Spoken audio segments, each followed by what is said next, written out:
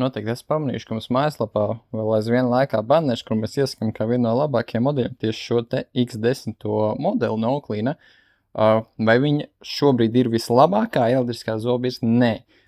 Vislabākā ir šī te, kas ir X Ultra 20S, vai arī diezgan līdzīga, bet diezgan lētāka ir šī te X Pro 20S.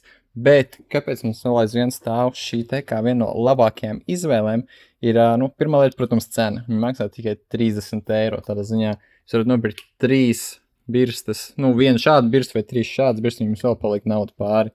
Viņai arī ir ekrāns, viņš gan nav skāriņjūtīgs ekrāns, viss programma maiņa notiek ar pogām, pēc tam viņai 5 dažādas programmas un arī 5 dažādi intensitātes līmeņi. Ekrānā pēc zobu tīrīšanas viņa arī attēlo žokli, līdzīgi kā tur augšā bildē, un viņa sarkanā krāsā izzīmē, kuras zonas ir iztīrītas, kuras nav iztīrītas. Protams, šī te, kas ir viskrūtākā, viņa sadala ļoti, ļoti precīzi, un parāda bezmazliet konkrēti, kurš žobs nav iztīrīts, tad šī ir tāda vairāk vispārēji parāda, uz kuru pusi jāpatīra vēl tie zobi, bet viņai akumulators iztur līdz 60 dienām, jeb 2 mēneši, un man viņai ļoti patīk viņas uzlādes metode.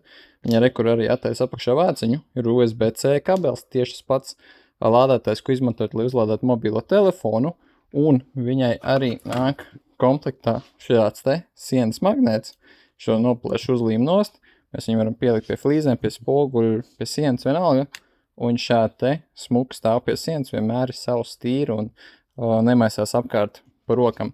Viņai gan nav kā šai dārgākajai ceļojuma futlāris, viņai tāds vispār neeksistē, bet priekš viņas mums ir rekur pieejami šādi te universālie futlāri, ir rekur zilā krāsā, ir rozā krāsā, un te iekšā var ielikt to zobu birsti, 2 maijas galvenīgas, un šāds futlārs maksā tikai 5 eiro.